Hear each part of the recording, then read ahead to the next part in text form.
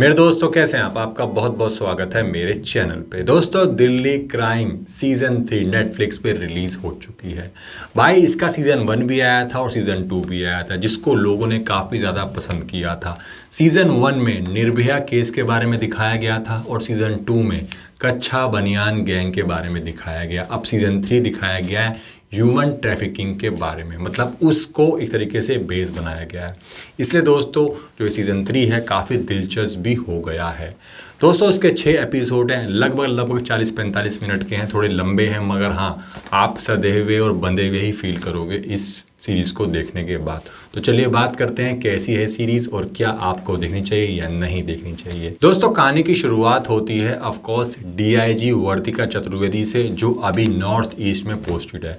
वर्तिया को एक खबर मिलती है हथियार से भरे हुए ट्रक के बारे में। अब भाई जब उस ट्रक को पकड़ के सर्च किया जाता है तो पता लगता है कि उसके अंदर तो छोटी लड़कियां कैद हैं, जिनको असम बॉर्डर से दिल्ली और हरियाणा ले जा करके बेचना था। अब भाई जो वर्तिका होती है इस मामले में दिल्ली पहुंच जाती है इन्वेस्टिगेशन के लिए।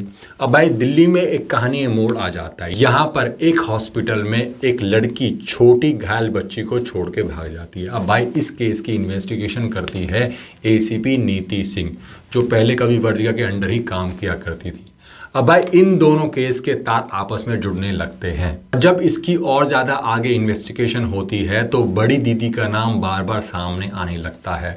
अब जो डीआईजी वर्तिका होती है वही अपनी पुरानी टीम के साथ मिल करके इस पूरे मामले को इन्वेस्टिगेशन करने में जुट जाती है और धीरे धीरे तार जुड़ने लगते हैं और कौन कौन लोग इसमें जुड़े हुए मिलते हैं, इन सबको जानने के लिए आपको पूरी सीरीज़ देखनी पड़ेगी। ज़्यादा मैं आपको नहीं बताऊंगा।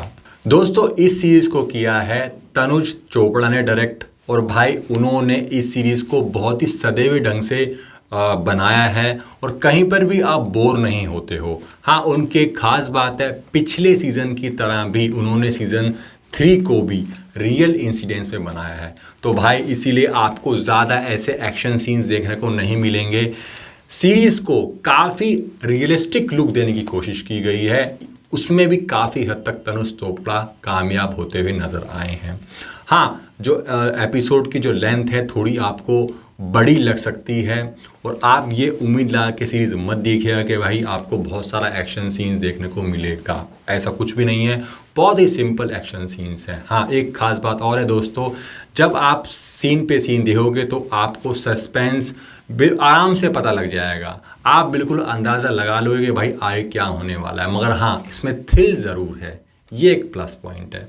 मगर हाँ कुछ चीज़ें आपको खटक सकती हैं जो मुझे भी खटकी, वो ये है कि कुछ एक करेक्टर को काफ़ी ज़्यादा घोष रूप में प्रेजेंट किया है। जैसे जो बड़ी दीदी होती है यानी कि हुमा कुरैशी, वो किसी भाई जी से बार बार बात करती है, जिसका कभी दोनों का आपस का पैसों का लेन देन है। उस बंदे को इस सीरीज़ में बिल्कुल भी डिस्क्लोज नहीं किया गया।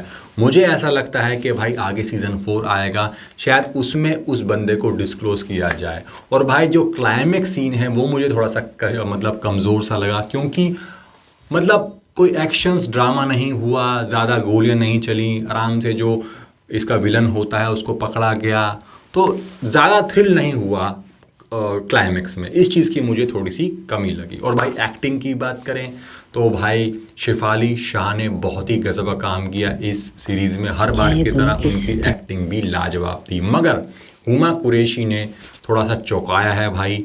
ऑफ कोर्स जब आप सीरीज़ देखोगे तो आपको पता लग ही जाएगा हुमा कुरैशी इस सीरीज़ में विलन के तौर पे हैं। हुमा कुरैशी ने हरियाणी लैंग्वेज में जिस तरीके से अपनी परफॉर्मेंस दी है भाई काबिले तारीफ़ है। वो पूरी तरीके से लग रही हैं हरियाणा की रहने वाली। बाकी जो और किरदार हैं इस सीरीज़ के अंदर, रसिका दुग्गल, राजेश तेलंग और मीता वशिष्ठ, सब ने एक नंबर काम किया। सब अपने अपने किरदार में सूट बैठे हैं भाई। तो भाई एक बार जाके आप इस सीरीज़ को देखिए, बढ़िया सीरीज़ है, अच्छी सीरीज़ है। चलता हूँ, जाने से पहले मेरे चैनल को ज़रूर सब्सक्राइब कर देना। ऐसी बढ़िया बढ़िया मूवीज़ और वेब सीरीज़ के रिव्यू मैं आपके सामने हमेशा लेकर के आता रहूँगा। जय हिंद।